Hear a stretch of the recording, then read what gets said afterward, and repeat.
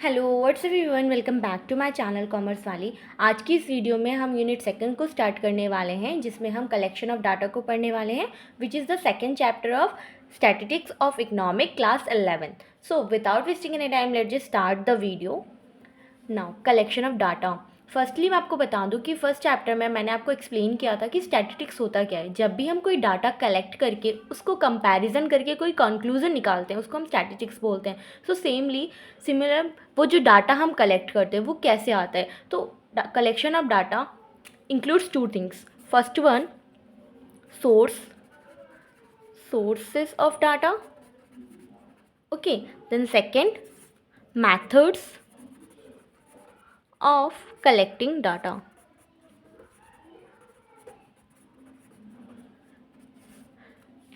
अब यहाँ पे बारी आती है फर्स्ट में, sources of data. Means data collect करने का सोर्स क्या है, डाटा कहाँ से आएगा। सोर्सेस ऑफ डाटा में टू टाइप्स होते हैं। एक होता है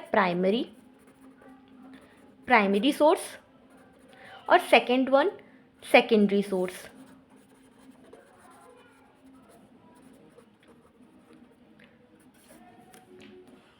प्राइमरी सोर्स क्या है और सेकेंडरी सोर्स क्या है। प्राइमरी सोर्स में क्या होता है कि मान लीजिए अगर आपको पर्टिकुलर किसी पर्सन के बारे में जानना है, आप उसके पास डायरेक्टली गए और आपने फ्रेश उससे डाटा कलेक्ट कर लिया, जो भी आपको डाटा चाहिए था। बट सेकेंडरी सोर्स में क्या होता है कि जैसे आपको डाटा चाहिए, बट प्रीवियस में कोई इन पास्ट में कोई उसी रिलेटेड कोई डाटा ऑलरेडी एग्जिस्टिंग था, उसको आपने वहाँ से यूज़ कर लिया। मान लीजिए एक रिया नाम की लड़की है, उससे आपको डाटा चाहिए था, आप रिया के पास गए और आपने डायरेक्टली उससे डाटा पूछा और आपने फ्रेश डाटा ले लिया, तो उसको हम बोलेंगे primary source of data.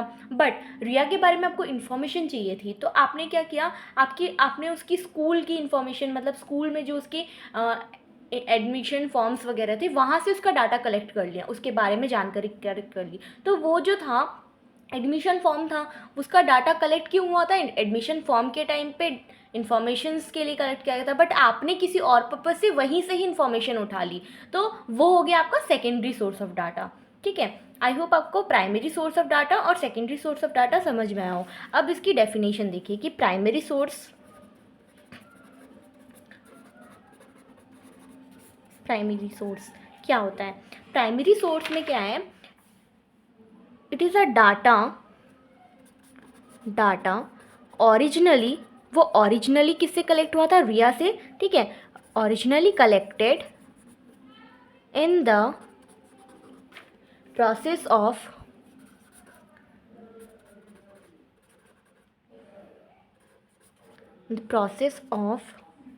investigators or investigations are known as primary data. Okay. And one more thing, अगर आप डाटा कलेक्ट कर रहे हैं तो आपको स्टैटिस्टिक्स में यहाँ पे क्या बोला जाएगा, इन्वेस्टिगेटर्स। ठीक है, तो आप इन्वेस्टिगेट कर रहे हैं, ठीक है, तो आपको यहाँ पे बोला जाएगा इन्वेस्टिगेटर्स, और आप इन्वेस्टिगेशन कर रहे हैं means investigation. So okay, secondary source. अब सेकेंडरी सोर्स क्या है,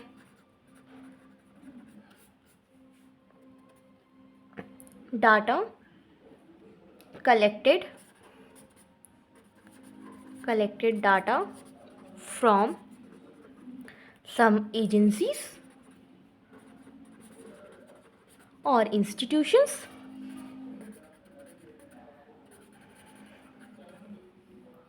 which already happens to collected the data.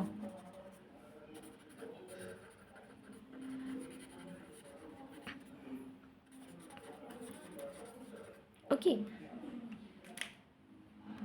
Simple सा था कि प्राइमरी डाटा में आप फ्रेश डाटा कलेक्ट करते हैं, ओरिजिनल। ठीक है, collection of data from the source of origin.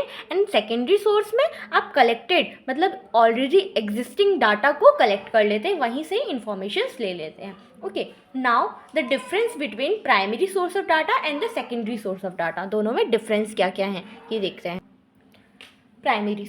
Meaning में तो दोनों की मीनिंग आपको मैंने ऑलरेडी एक्सप्लेन कर दी है। Data originally collected in the process of investigations originally collect होता है, और secondary data are those which is already existence में होते हैं, which have been collected from the other purpose. किसी और पर्पस से कलेक्ट किया गया था बट आपने कहीं और भी यूज़ कर लिया। रिया का पर्पस क्या था कि उसका एडमिशन फॉर्म फिलअप था, आपने वहाँ से डाटा उसके बारे में कलेक्ट कर लिया, और यहाँ पे प्राइमरी सोर्स में आपने रिया से डायरेक्टली बात करके उससे डाटा कलेक्ट किया। ओके, दोनों में अलग अलग डिफरेंस। ओके, अब सूटेबिलिटी क्या होती है कि दोनों में मेन ऑब्जेक्टिव्स क्या हैं।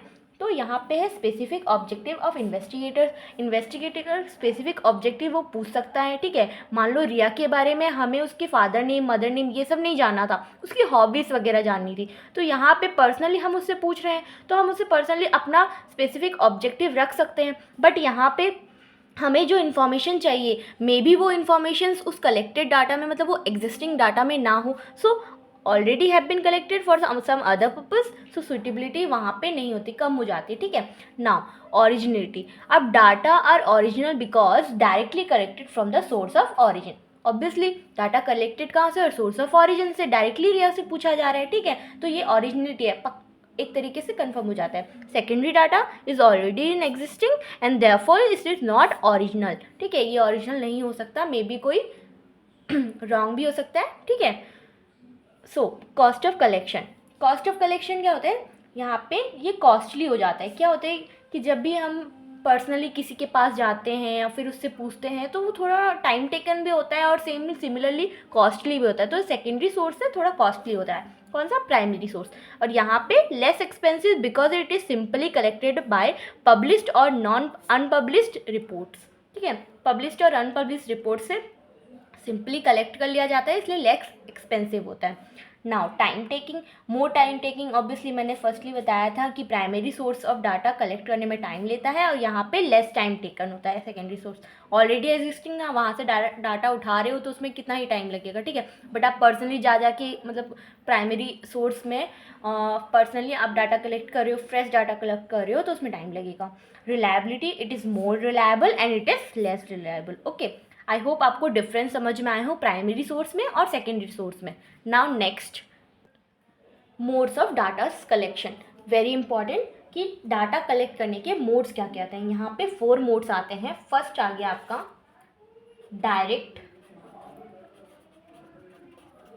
Direct personal investigation,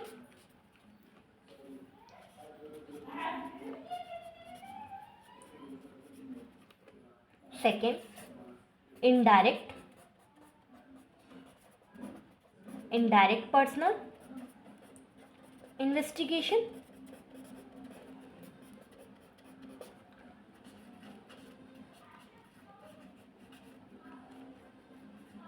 third one information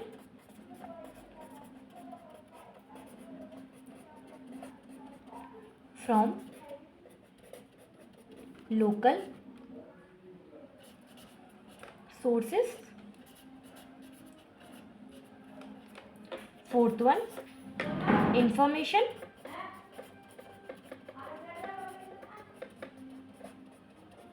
through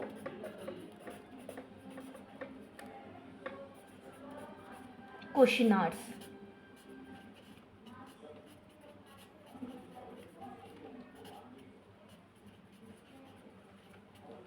यहाँ पे 2 मेथड्स आ जाते हैं। First one mailing method, mail करके पूछना, ठीक है, और second one enumerator method, waiters method. Okay,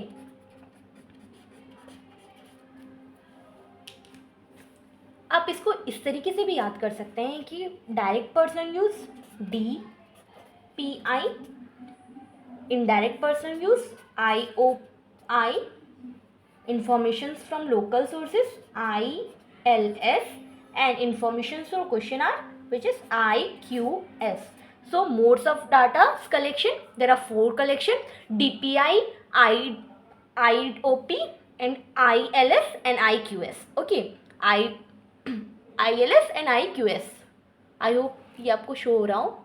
या mode of data collection, personal direct investigation, indirect person investigation, information from local sources, information through questionnaires में mailing method and enumerators methods. Okay, now अब बारी है इनको directly एक एक करके देखने की। डायरेक्ट पर्सनल मेथड्स क्या होता है? DPI।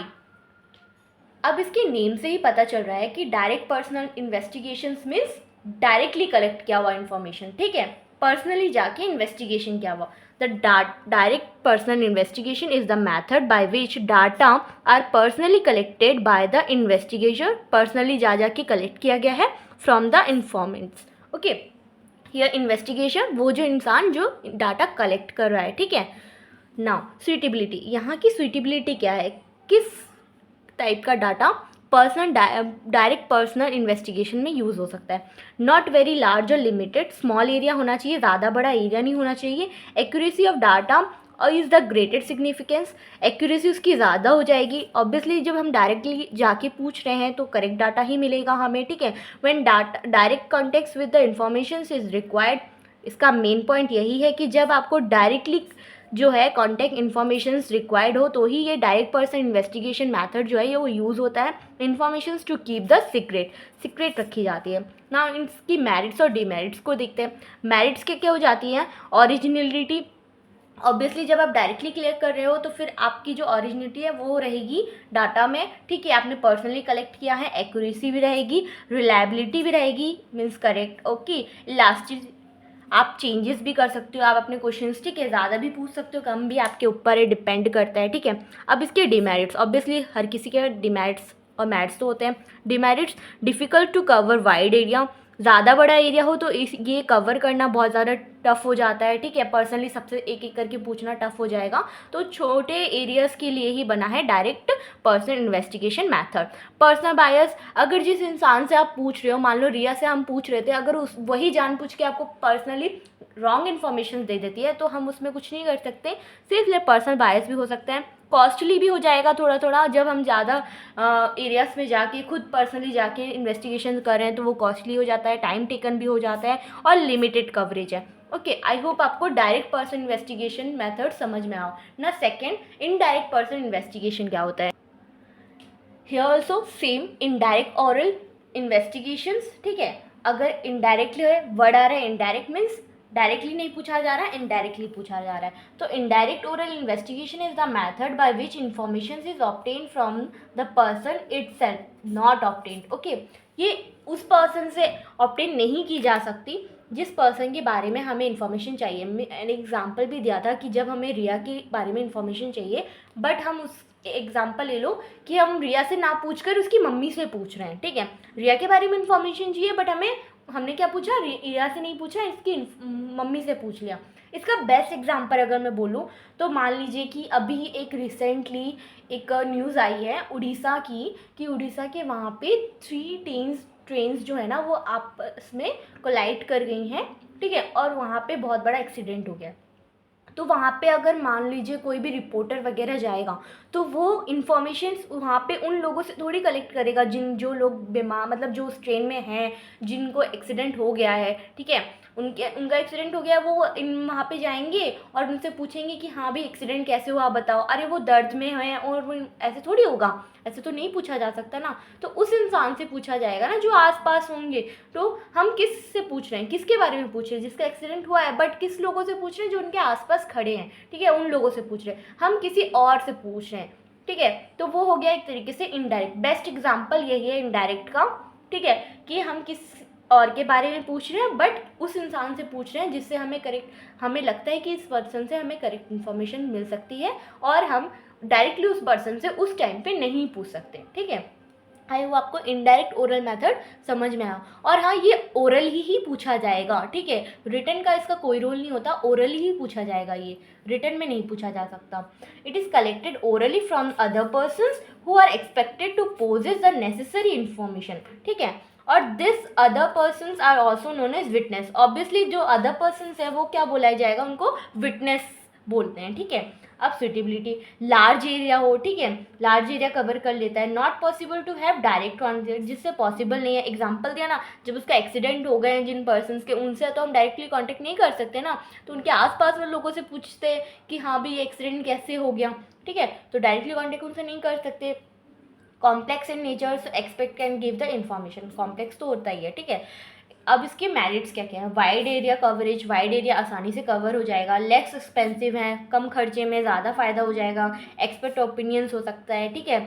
अब इसके डीमेरिट्स, लेस एक्यूरेट, ऑब्वियसली अगर हम किसी और से पूछ रहे हैं किसी और के बारे में तो लेस एक्यूरेट है, इन्फॉर्मेशन हमें रॉन्ग भी मिल सकती है, कुछ उसमें गड़बड़ भी हो सकती है, ठीक है, बेस्ड हो सकता है, मान लीजिए उन लोगों की उनसे नहीं बनती हो, मान लो रिया की इन्फॉर्मेशन हम उसकी मम्मी से ले रहे हैं या फिर उसकी फ्रेंड से ले रहे हैं, सॉरी, और उसकी फ्रेंड ने हमें गलत बता दिया, ठीक है, तो बेस्ड भी हो सकता है, डाउटफुल कंक्लूजन हो सकते हैं, ओके। आई होप आपको इनडायरेक्ट समझ में आया हो। Now information from local sources, third one, informations collect करना लोकल सोर्सेज से। Under this method the investigations appoint local persons और corresponding at the different place. मतलब यहाँ इस मैथड में क्या होता है, इन्वेस्टिगेटर्स क्या करते हैं, कुछ पर्टिकुलर पर्सन्स, लोकल पर्सन्स को ना, मतलब उस इन्फॉर्मेशंस कलेक्ट करने के लिए ना, मतलब एक तरीके से काम पे लगा देते हैं। मतलब मान लीजिए कि मुझे इसके बारे में इन्फॉर्मेशन चाहिए, मैं कुछ बंदों को बुलाऊंगी, कुछ पर्सन्स को, और उनको बोलूँगी इसके ऊपर निगाह रखो, ठीक है, ठीक है, इसको वॉच करो और इसके बारे में इन्फॉर्मेशन कलेक्ट करके लाओ। तो उस टाइप की इन्फॉर्मेशन होती है, information from local source. Local source से हम इन्वेस्टिगेशन कैसे कर रहे हैं, ठीक है। तो यहाँ पे सुइटेबिलिटी एरियाज क्या हो जाएगा, रेगुलर एंड कंटिन्यूस इन्फॉर्मेशन से, उसके बारे में पल पल की खबर, जैसे बोलते हैं ना पल पल की खबर चाहिए, तो वही चीज़ आ जाती है कि अगर हमें रेगुलर और कंटिन्यूस इन्फॉर्मेशन चाहिए किसी के बारे में, तब यहाँ पे information from local source use होता है। The area of investigation is large, बड़ा होना चाहिए। The information is to be use by the journals, magazines, radio, TV and etcetera, okay. Merits, economical है, वाइडली, ठीक है, इकोनॉमिकल रहता है कि कॉस्टली भी नहीं होता, ये सब चीज़ें, वाइड एरिया कवरेज करता है, कंटिन्यूटी होती है कि कंटिन्यूटी, हमें कंटिन्यूस उस पर्सन के बारे में या उस चीज़ के बारे में इन्फॉर्मेशन चाहिए, suitable for specific purpose, suitable होना चाहिए पर्पस के लिए। डीमेरिट्स क्या क्या हो जाते हैं, लॉस ऑफ ओरिजिनिटी, ओरिजिनिटी लेक हो जाती है, कम हो जाती है, ठीक है, ओरिजिनिटी नहीं है तो हम कितने सारे बंदों को उनको लगा रखा है, कुछ ना कुछ तो प्रॉब्लम आएगी ना। Lake of uniformity, personal bias, obviously personal bias हो जाता है, ठीक है, हम किसी और को निगाह रख रहे हैं बट फिर भी तो कुछ ना कुछ रॉन्ग हो सकता है। सेम चीज़, लेक एक्यूरेट, रिजल्ट एक्यूरेट नहीं होता इसमें भी, ठीक है। तो ये थे इसके मेरिट्स और demerits. Now next and the last one, the fourth, which is information through question hours. Question hours के थ्रू इन्फॉर्मेशन कलेक्ट करना, this is the 4 modes of data collection. Under this method, the investigators prepares a questionnaires keeping in view the objectives of inquiry. Inquiry को view में रखते हुए investigators क्या करते हैं, कुछ questionnaires को draw कर देते हैं और उनके basis पे ही हम जो है इन्फॉर्मेशन कलेक्ट करते हैं। इसका बेस्ट एग्जांपल अगर मैं बोल दूं कि अगर आजकल जैसे ऑनलाइन होता है, ऑनलाइन शॉपिंग वगैरह होती है, तो उसमें कैसे लास्ट में आपका एक रिव्यू मांग लेते हैं, क्वेश्चन आंसर दे देते हैं कि आपको ये शॉपिंग कैसी लगी, या फिर आपने कोई फूड मंगाया वो कैसा लगा, ठीक है, वो क्वेश्चन आंसर के थ्रू आपका एक तो फीडबैक ले लेता है। तो जो ऑनलाइन फीडबैक लिया जाता है उसी टाइप से ही ये इन्फॉर्मेशन कलेक्ट की जाती है। इसको कलेक्ट करने के 2 तरीके होते हैं, एक होता है मेलिंग मैथड एंड दूसरा है आपका इल्यूमिनेटर्स मैथड। मेलिंग मेथड्स उन पर्सन्स के लिए है जो कि लिटरेट हैं, पढ़े लिखे हैं, वेल एजुकेटेड हैं, तो उनको क्या किया जाता है, एक मेल सेंड किया जाता है और उसमें कुछ क्वेश्चंस होते हैं टिक द करेक्ट या फिर एमसीक्यूज टाइप के, तो उसमें वो फील्ड करके आपको मेल्ड बैक कर देगा। बट जब कोई पर्सन इलिटरेट है, कम एजुकेटेड है, तो वो लोग तो ये मेल वगैरह कर नहीं सकते ना, तो उनके लिए बनाया गया है ये इल्यूमिनेटर्स मैथड। इसमें क्या होता है, इल्यूमिनेटर एक पर्सन होता है जो पर्सनली जाके पर्सन से, जिन उन लोगों से इन्फॉर्मेशन कलेक्ट करता है, उनका रिव्यू लेता है, हाँ, क्वेश्चंस और आंसर्स के रूप में ही, ठीक है। तो ये 2 मेथड्स होते हैं, first one mailing method and second is illuminator method. तो अब इसको डिटेल्स में पढ़ते हैं। Under this method questionnaires are mailed to informants. A letter is attached with the questionnaires giving the purpose of inquiry. It is also assured that the information could be kept secret रखी जाती है obviously, okay। Suitability क्या होती है, the area of the study is a wide area, wide area में, ठीक है, the informants are educated, obviously person educated होना चाहिए तभी मेलिंग मेथड का यूजफुल रहेगा, मेल कर पाएगा वो भी, ठीक है, आपको रिव्यू दे पाएगा। नाउ इसके मेरिट क्या है, इकोनॉमिकल है ये भी, ठीक है। ओरिजिनल वैल्यूज आ जाती है, पर्सनली एक मेल्ड दे रहे हैं, ठीक है, आप मेल्ड में पूछ रहे हो तो वो पर्सनली आपको आंसर कर रहा है पर्सन, ठीक है, तो ओरिजिनल हो जाएगा, वाइड एरिया भी कवर हो जाएगा। डीमेरिट्स क्या क्या है, लेक ऑफ फ्लेक्सिबिलिटी, आप क्वेश्चन चेंज नहीं कर सकते, जो आपने फिलअप कर रखा है एक ही बार क्वेश्चन फिलअप है उसमें ही आपने क्वेश्चंस पूछ लिए गए, तो lake of flexibility, limited uses होता है और बेस्ड होता है, गलत भी दे सकता है सामने वाला बंदा, उसकी मर्जी है, ठीक है। अब यहाँ पे सेकंड आता है enumerators method. Under this method the questions are prepared according to the purpose of inquiry only. The illuminators himself approaches the informants with the questioners himself. Okay वो खुद जाके खुद इन्फॉर्मेंट्स जो है जो इन्फॉर्मेशन कलेक्ट करता है क्वेश्चनर्स के थ्रू।